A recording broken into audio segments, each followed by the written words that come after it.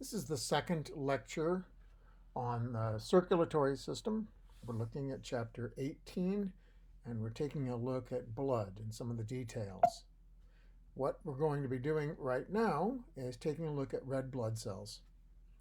One of the questions you could ask is, what is it that makes blood red?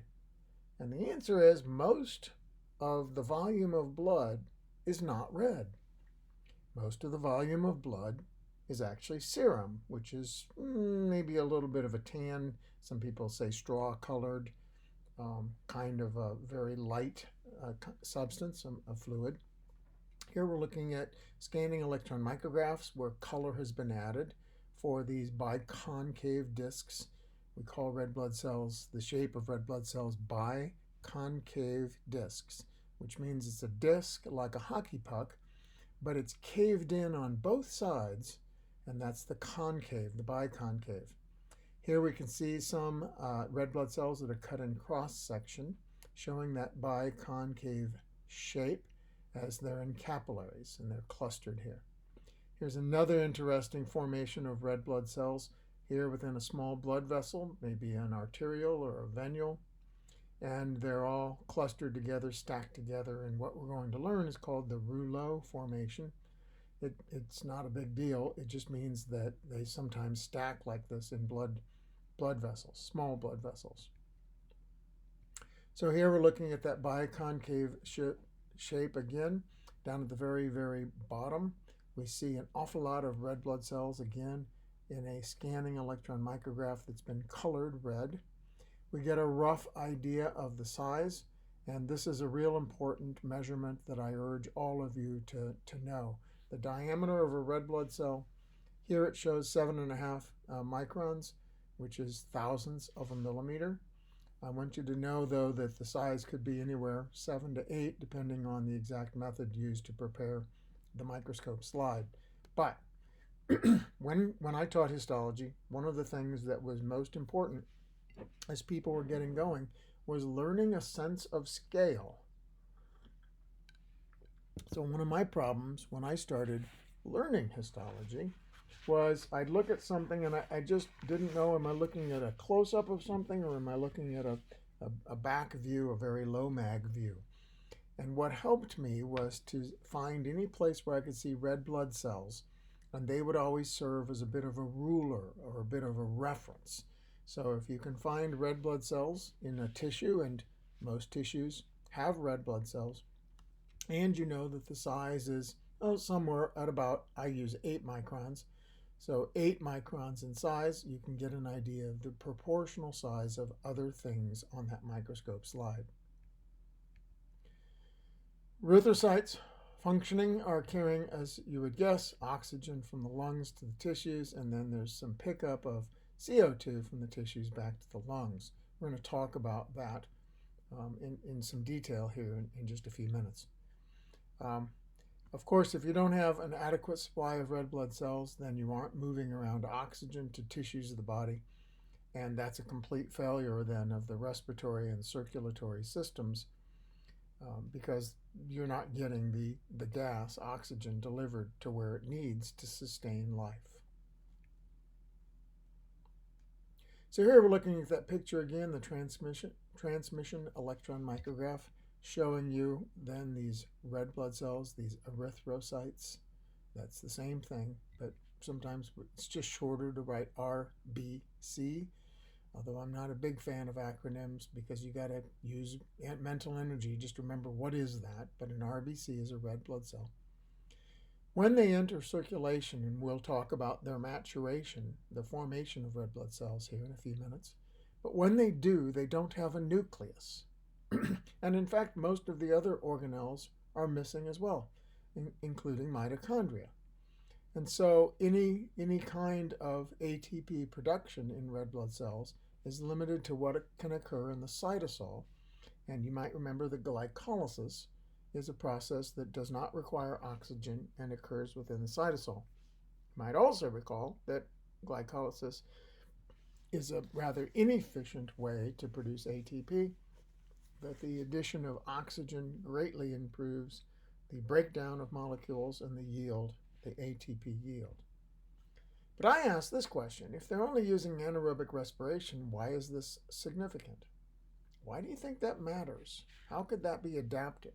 How is it that organisms long ago that were relying simply on these kinds of systems, what kind of advantage did that convey? Remember to ask why they do something seems to imply that they planned it, and that is not how natural selection works. So we ask instead, when the variations arose that led to what we see today, what were the advantages then that were favored by natural selection? See if you can think of any reason why anaerobic respiration in a circulating red blood cell would be an advantage. And one I can think of is that they're not consuming oxygen, they're transporting oxygen. Okay? So what would it be if someone was delivering food? Maybe your Uber driver is bringing a meal to you, and while your Uber driver delivers your meal to you, they also snack on your meal. Or the pizza person is taking a few slices of your pizza before they deliver it. That's just kind of disgusting. Yeah, you might want to look in the box after they deliver. Well, the point is, these guys are not consuming that which they are transporting. And so they're better, they're more efficient at transporting oxygen. Here we're looking again at the structure, this biconcave disc structure. And the question comes up, okay, so what's the adaptive advantage of a biconcave disc? Well, the nucleus has been lost in the process of maturation. We're going to look at that again in a couple minutes. But after the nucleus is lost, the red blood cells tend to take on this shape. Now, the shape changes as they tumble through the circulatory system, but they largely are this biconcave shape. And so when I've thought about it and speculated, and as the textbook talks about speculation, I think that there's still a case to be made for surface to volume ratio. So the biconcave disc is allowing the surface area to remain very, very high compared to the volume. Number two, I argue that the diffusion distance is decreased. The distance from the periphery here to the center which is the radius, is small. And here, if this was a spherical cell, the radius would be much greater than it is here because it's dented in the middle. And so really the greatest distance from the surface is actually out at the edge, not in the middle. Okay. Another factor is that they're flexible and that they bend in the middle. So any of us that have a big belly, and I'm a victim of that, I need to lose some weight, getting the exercise, but it's winter time and I'm afraid I eat too much in the winter. Anyway, you got a big belly and you lean over to tie your shoes, you might notice that it's hard to compress that belly to reach over to tie your shoes. So, or after a big meal, tough to lean over and to do anything bent over like that. So it's easier to bend if you already have less mass in the middle. Why no nucleus? Why the dented shape? The text discusses this on page 675.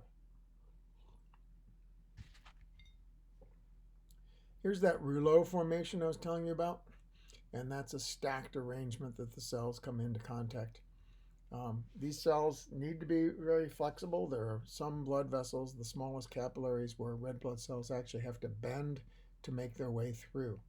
So bending seems to be an important principle, and I think that's clearly an advantage of having the biconcave shape. Well, what is it that the main thing that red blood cells are doing? Well, we said functioning in gas transport. And most of you, I think, are very well aware that inside red blood cells is hemoglobin. What is hemoglobin? So you can see 33% of the cytoplasm inside is just hemoglobin. Wow, that's a lot of just one molecule. Here, 280 million hemoglobin molecules in one red blood cell. That's nearly the population of the United States. Okay, nearly the population of the United States in the number of hemoglobin molecules in one red blood cell. Pretty important molecule. Each one consists of 4 of these globin proteins, right? Protein chains, globins. And they form 4 heme groups. Each heme group has in the very middle then something that's going to be binding to oxygen, and that is iron right here. You can see that's binding to iron. Oxygen's binding to iron. You know that oxygen binds quickly to iron if you've ever seen anything rust. So we have lots of iron in the very center of each heme group. And so there would be then 4 heme groups and 4 irons in each hemoglobin molecule. I was telling somebody one time about the iron taste that you might taste in your mouth if you've cut your mouth. So if you bit your tongue or bit your cheek or something else happened, you got hit in the face, you might taste a little bit of iron. And it's my understanding that you're actually tasting this iron in hemoglobin when you're tasting that, when you taste the blood in your mouth. So, red blood cells are the place where we find hemoglobin. And I mentioned to you that hemoglobin provides the red coloration to red blood cells. Maybe I didn't mention that. But I mentioned that the red, that the red color is limited in blood to red blood cells, that the plasma is not red. But why not? Why put hemoglobin in red blood cells? Why not just let hemoglobin slosh around free in serum? Why isn't there just free hemoglobin in blood plasma? Serum is with the clotting factors removed, so I should have said plasma. And as it says in the textbook, free hemoglobin can interfere with the functions of the kidney tubules. And you can actually have kidney failure because of so much free hemoglobin within the plasma of blood.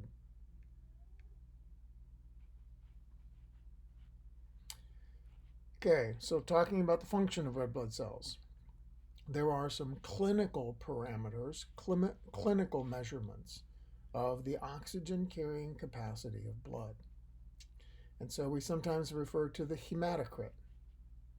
And here it's simply a percentage of the whole blood volume that's composed of red blood cells. Now you should remember roughly what that was from the prior lecture. And the answer was about 45%. Men tends to be a little higher than in women. How about the hemoglobin concentration of whole blood cell? Of whole blood. And in men, this is about how many grams per deciliter, and in women, just again slightly less. And finally, the red blood cell count. So, what do you have as far as the actual number of red blood cells here?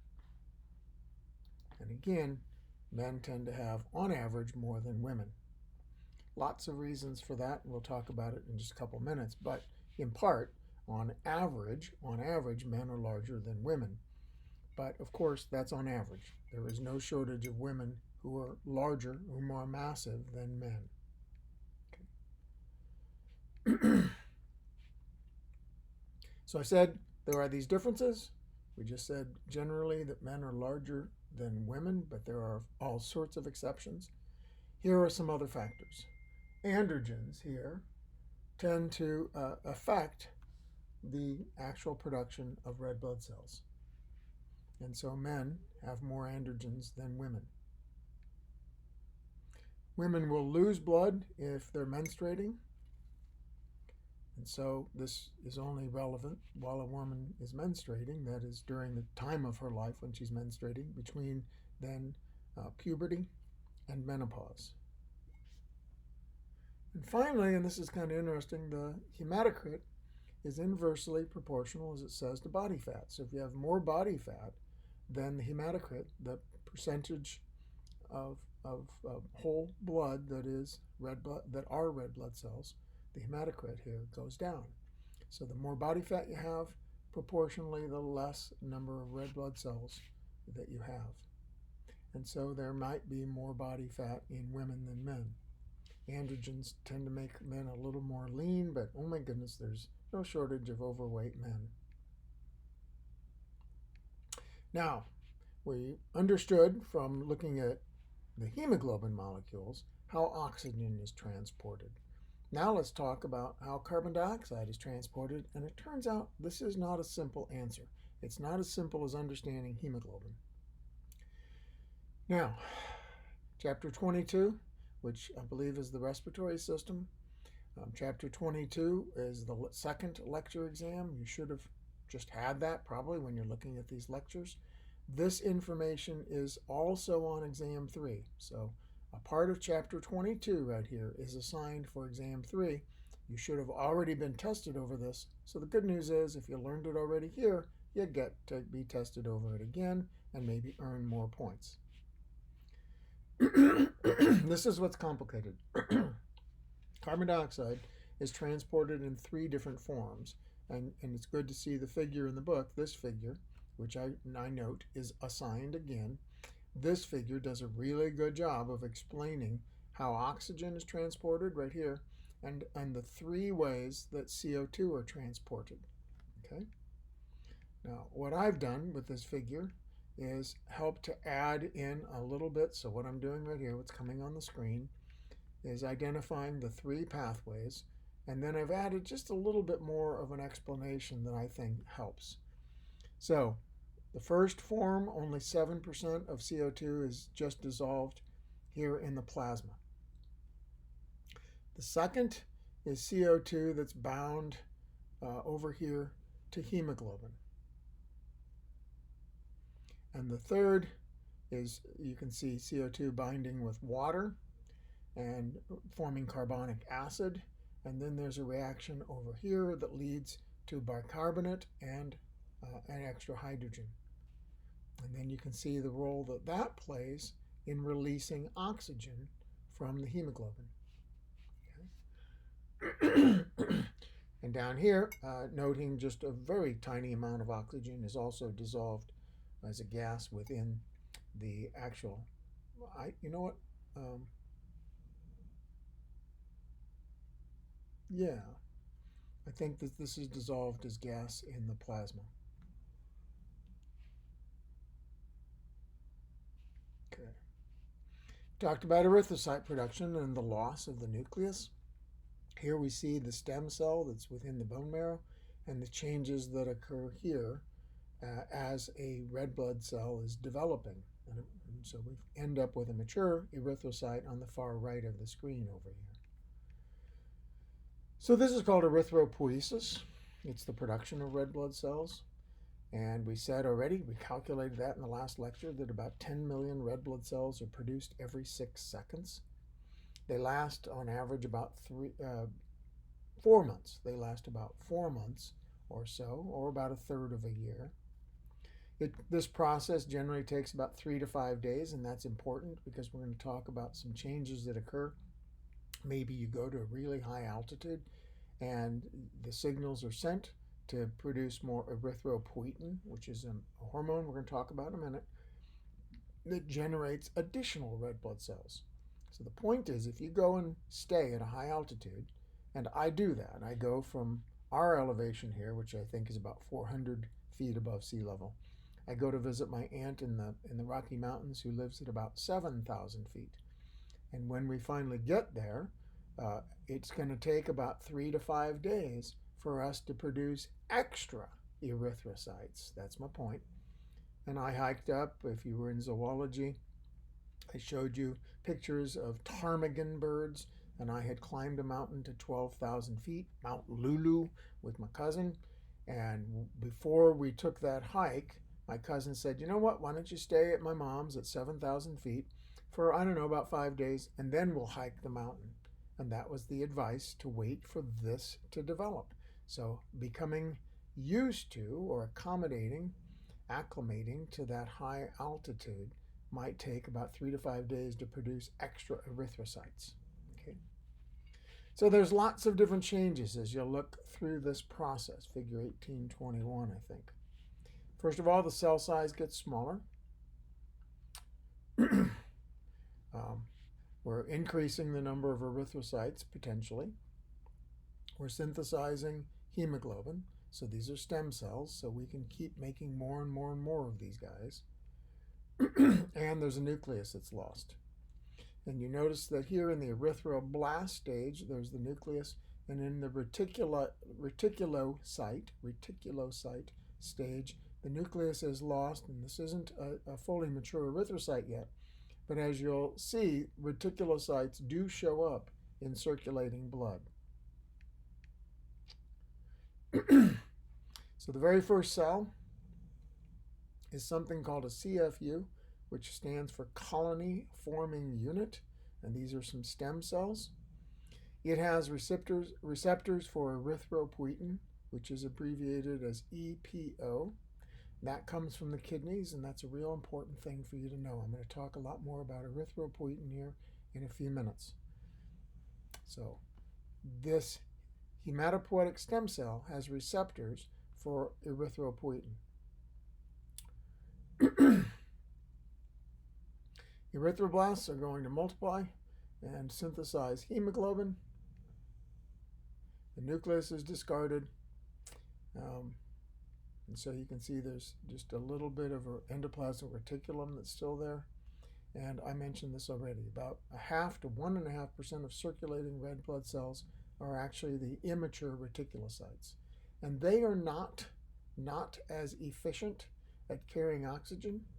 And therefore, if your percentage of reticulocytes is unusually high, then that might be a decline in your oxygen carrying capacity. And that might mean then that you're feeling the signs of anemia.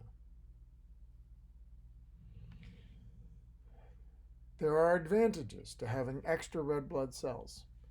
For one, if you're in a low oxygen environment, like you're in high altitude, I mentioned already that our body is normally adjusting by releasing more or extra erythropoietin and then generating extra red blood cells. But athletes have been abusing this process. They have been either injecting EPO or, as I said, they're storing their own blood cells and concentrating and sending those in to increase the hematocrit before some kind of activity. And especially an activity that's aerobic. Okay, so this would make sense for cyclists, distance runners, cross-country skiers, not sprinters, right? Sprinters are largely anaerobic activities. So a long-distance runner or a bicyclist, like in the Tour de France, for example, a really, really long, multi-day, rigorous bicycle race, those people would be an advantage if they had extra red blood cells. And what they're saying is that although this has been going on, there are serious risks. And although the benefits are there, there is increased risk of cardiovascular problems and even people dying. And you can see this is from a journal in 2012. Lance Armstrong is the famous example. And it was about January, so almost 9 years ago or so, when Lance finally got confronted by what he had been doing. He's, of course, a very, very famous bicyclist and had beaten testicular cancer, so you might have learned about that. And so some people were wearing Lance Armstrong wristbands, okay? Well, he admitted, so you can just read this right here on the screen, he admitted using EPO. He also used growth hormones. He did blood doping where he'd concentrated his own red blood cells and injected into him. He admitted all sorts of mistakes that he had made. He had bullied people. But he's probably correct here. He didn't create the culture of this cheating. Other people were doing it too. He just did it really, really well. And he's being sued, and I don't know how all that's settled out, but he's still, I think, a very, very wealthy man. And he did it largely by cheating, and you should know that you can win some races, guys, but you cannot win back your reputation. And so Lance Armstrong was flying really, really high for many, many years, doing so well, and then it all came crumbling down, and 9 years later, I'm not seeing Lance Armstrong as a welcomed celebrity in just about any environment. More things. So this is the production of erythropoietin. So down here in this cycle, secretion of erythropoietin. Okay, so what led to that? What probably led to the increase of the secretion of erythropoietin is the fact that the oxygen transport is insufficient. Now, again, this may be due to greatly increased physical exercise, or it may be due to the fact that you're living at a very, very high altitude. So, the amount of oxygen is being sensed by both the liver and the kidneys are going to secrete erythropoietin. That's going to stimulate the red bone marrow, which are those cells that you know already, those stem cells, and that's going to accelerate erythropoiesis and increase the number of red blood cells, which then increases the transportation of oxygen and addresses the initial problem.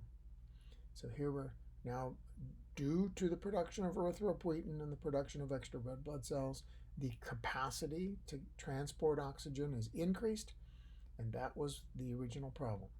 And so this is a great example of homeostasis, that the body is measuring something, and when there's a low level, so a negative feedback here, then it provides a lot of production of red blood cells that are going to address that problem. Okay, so negative feedback is controlling the production of erythropoietin. And right here on the screen, on the left, if you're not looking at the screen, you should look at the screen. Right here is exactly what I just told you.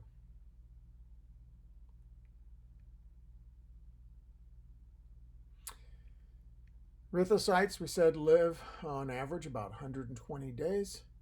And what we're now going to follow in figure 18.9 here, a very nice illustration. It's complicated. That's why I'm going to spend a little bit of time on this. Tells you what happens to red blood cells. The red blood cells may be damaged and somehow ruptured. As you can see, RBCs rupture in narrow channels of the spleen and liver, and they rupture more easily as they get older because their membranes are failing themselves.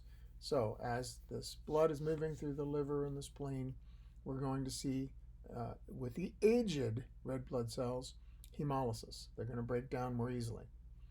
So in the spleen, macrophages are going to then start consuming those pieces of red blood cell and recycling, of course, the products, which recycling is a natural process that makes a lot of sense. So macrophages are digesting membrane bits. They're also sorting out the heme from the globin. And then how they dispose of hemoglobin is this process that's quite complicated over here. And we're going to look at this in some detail because it relates. Globins, we talked about, are proteins, and they're broken down into the amino acids. And those, so that's this part of the cycle right here, those are then available in the circulatory system, so in the plasma, to be recycled and to make other proteins in the body. Again, really important. You don't want to be making all these amino acids if you can just recycle them. Break down a protein, recycle the amino acids. Iron is also removed. As you can see over here, it might be stored or reused or lost. And I'll talk about that briefly at the very end of this. But here we take a look, and this is waiting for the text here. Why is urine yellow and feces are brown? And it has to do with the breakdown of heme right here. So in the liver and the spleen, we see these processes going on, but I want to be specific about where certain things happen. So heme pigment is converted in the spleen to biliverdin. And biliverdin is then converted to bilirubin in the liver and the spleen. So biliverdin is produced in the spleen, and then in the spleen and the liver, biliverdin is converted to bilirubin. Okay. Then what happens? Then the liver removes bilirubin and secretes it into bile. Okay. And that's giving bile its green color. So what's really interesting is we're talking about lots of different colors, and we're starting out with a pigment right here, right? The heme pigment. So this is various versions of the heme pigment coming through here. And the green color in bile is then due to the bilirubin that's inside the bile. Now, the gallbladder is also releasing its contents into the small intestine, and then in the intestines, bacteria are going to further break down bilirubin here into urobilirubin and urobilinogen. Bilirubin broken down by bacteria in the intestines to urobilinogen. And I'm not even sure if I'm pronouncing that correctly. But that's providing the brown color of feces. So the green gets broken down to urobilinogen, which is brown and contributes to the color. This is inside the intestines, so that's those bacteria contributing the brown color to feces. Another way that hemoglobin is broken down is into urochrome in the liver. The liver might also break the heme down into urochrome, and urochrome produces the yellow color of urine. Now, some of you might have been paying attention to your amount of water, and for various reasons you may be drinking extra water. And one of the rules that you'll hear is if you notice a yellow color to your urine, you probably need to be drinking more water. Why? Well, it doesn't affect the urochrome production. It dilutes the urochrome. The urochrome is diluted by a high urine output. So if you're drinking extra water and you're urinating more, you're diluting the urochrome, and then you don't notice a very much yellow appearance of your urine. If you are not urinating much, then the urine will be quite yellow because you aren't diluting the urochrome. Okay? Now, we live in the Midwest, and we're usually very well aware that we're sweating. I'll tell you where this becomes more of an issue, and that is in dry environments. And I'm trying to educate you so that when you live other places, you can be aware of other problems. And if you move to the desert Southwest, so Arizona, New Mexico, Southern California, parts of Texas, of course, those tend to be very dry places, hot and dry. And I lived in a hot, dry place, which was parts of Washington State. Turns out the Cascade Mountains take a lot of rain and drop a lot of rain, and then just east of the Cascade Mountains, there are an awful lot of desert areas. And so I lived in some of those, and I could exercise. I probably told you about this in Human Anat and Phys 1.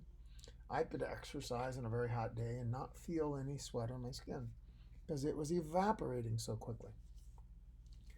So in those cases, you have to be very attentive to whether or not you're dehydrated, because you could be losing so much water through sweat that just evaporates right away that you aren't aware that you're becoming dehydrated.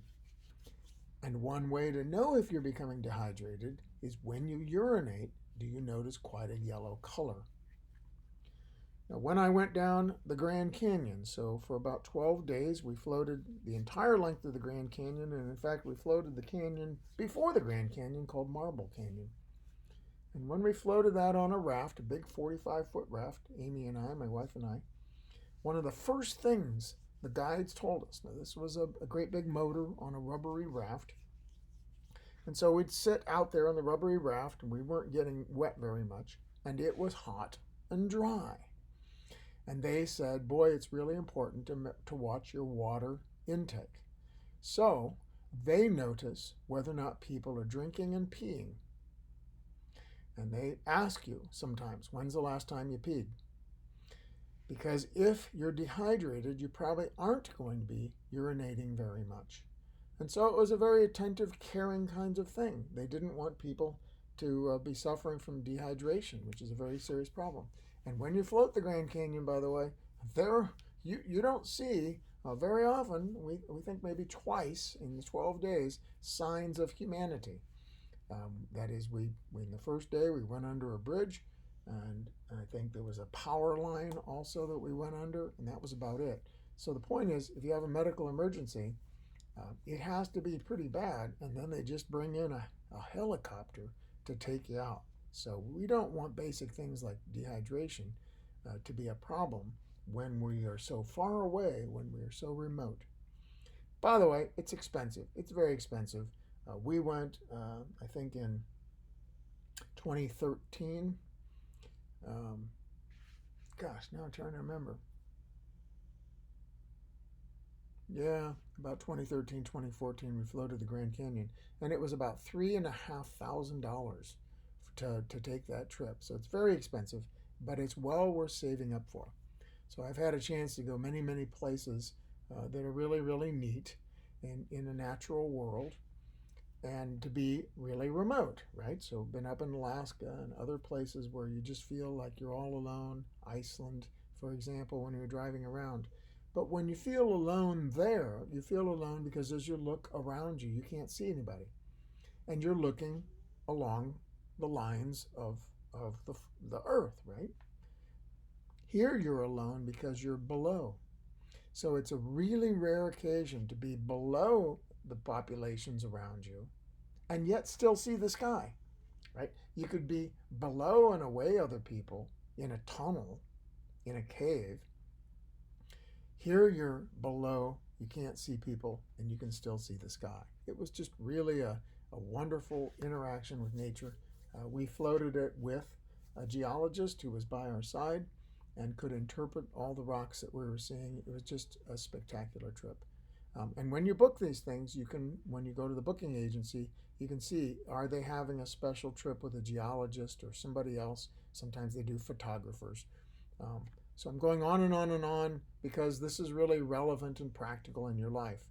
You get to do some kind of cool thing, and you need to use these kinds of clues to make sure you can enjoy what you're doing and not have a real bad experience. Okay. Boy, desert, dry environments.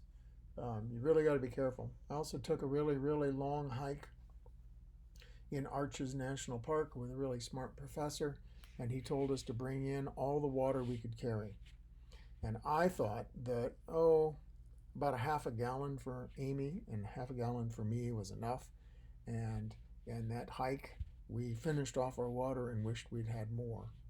And again, you remember those things because now you're out enjoying the wilderness, but you're also a little panicked because you don't have enough water. All right, another key element here, and as we talk and consider red blood cells, is iron, of course. Got to have iron in your diet. We lose iron daily. Here you can notice urine, feces, also bleeding. Men tend to lose a little bit less than women, that's probably because of menstruation. There are also issues of absorbing iron, and we're going to talk about that in a figure here in just a second. So you've got to watch what you're eating and whether or not your food has iron within it. Okay. So your consumption needs to be at about 5 to 20 milligrams per day. And here's the whole iron metabolism figure. And I think some of these fine details, this is just one of these really great figures. Everything's numbered. But over here, just to show you, you take in some iron in your diet.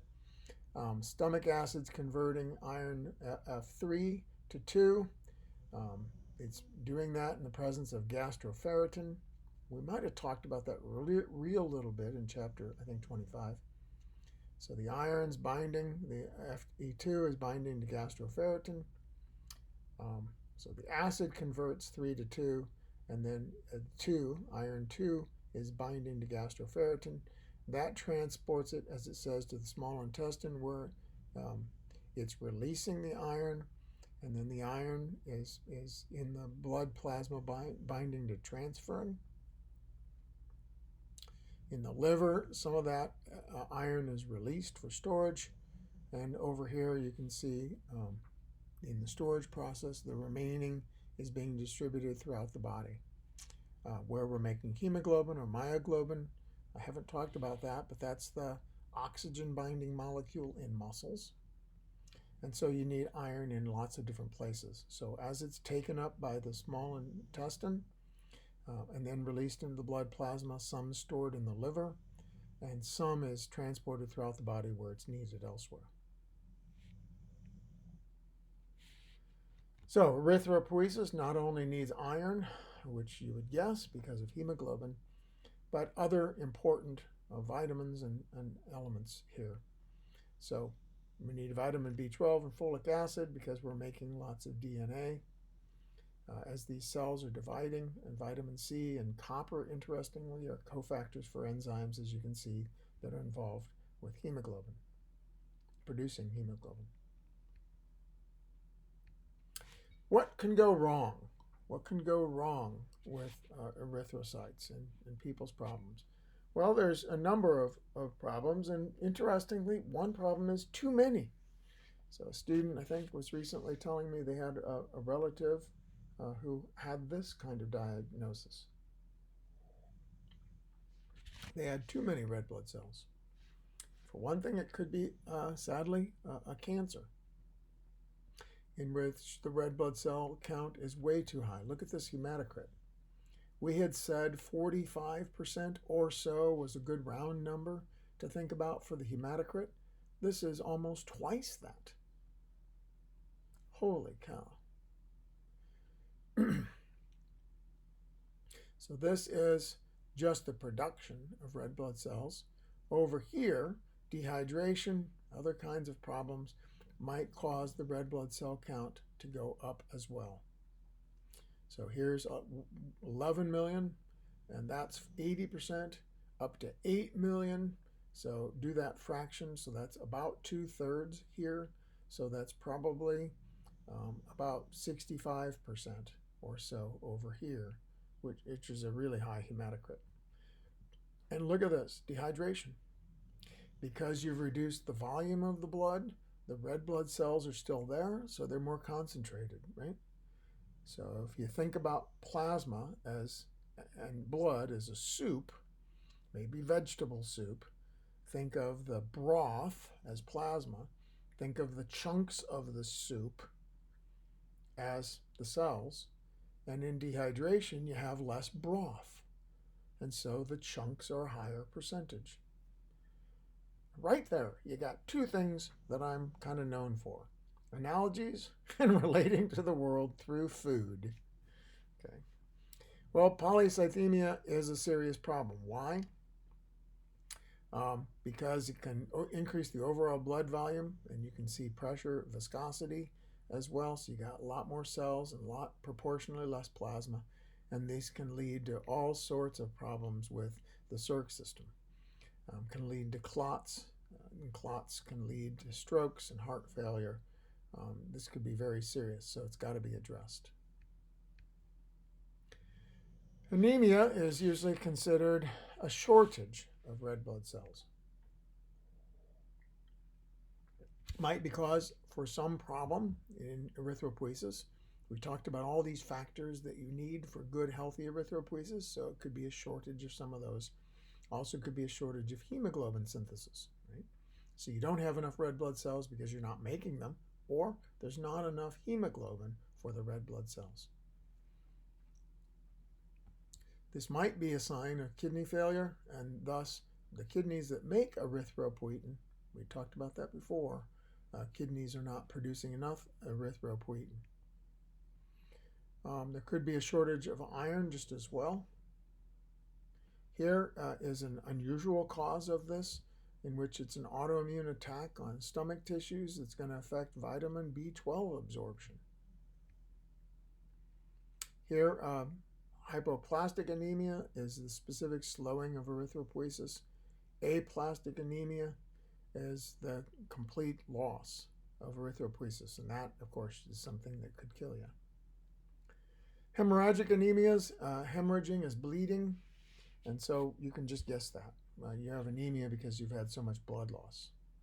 This, if you're in a clinical situation, if you're going in to be a nurse or nurse practitioner or PA or physician or anybody in modern medicine, if you're dealing in trauma areas with patients that have been through trauma, like an auto accident, maybe they're riding their bicycle, running around, and they have a horrible accident and they bleed a lot, they're going to be suffering from this as you are nursing them or taking care of them in whatever way you're helping.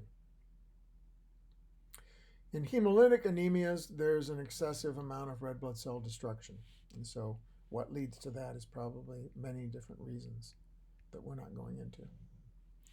So what's the consequence of anemia, not having enough? Well, tissues are not getting enough oxygen, and then the consequence of that is they may die.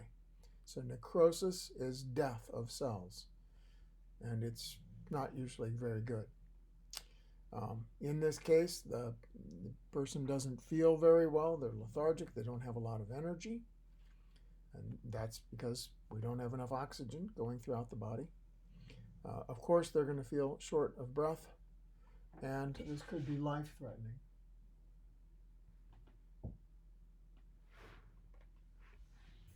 Not good at all, guys. Because you have fewer blood cells, so back to my vegetable soup analogy, because you've got fewer pieces of vegetable, you have more broth. And so that fluid is going to leak out into tissues and cause swelling or edema. With more broth, the viscosity is very, very low. And so blood's going to move really quickly through our circ system. Blood pressure could drop, heart could be racing, cardiac failure could happen. We're not getting enough oxygen delivered and CO2 transported. So blood viscosity, when it's really low, moves very, very quickly, and therefore it's not a good exchange. So here, table 18.4 goes through an awful lot of the causes of anemia, and here's categories and examples over here. And those are clinically important, guys, and so this is a sign. That's a lot for you to know. So look at anemia of old age.